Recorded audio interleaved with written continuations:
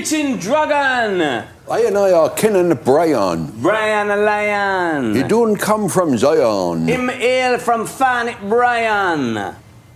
Dragon, we presenting to you. Me can't believe it not custard.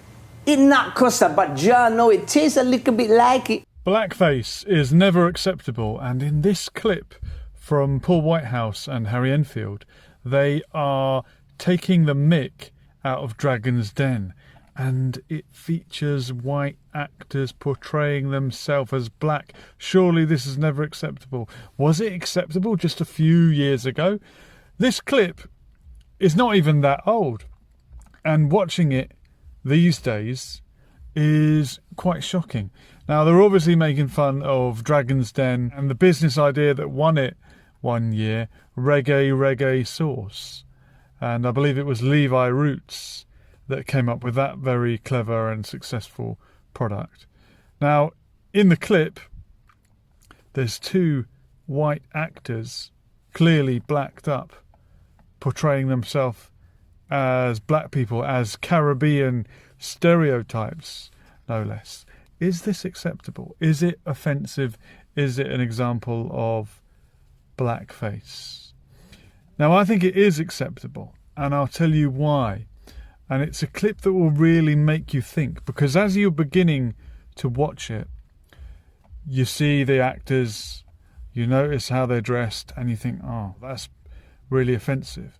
But as the clip develops and as you get to the end, if you watch it right to the end, if you haven't clicked off because you're so offended, it turns out that these are not two actors portraying black people. No. These are two actors portraying white people, portraying black people. It's one of those moments that makes you really think, because the final dragon doesn't believe it, doesn't believe their pitch, and he actually says, I've got a question. Are you really black?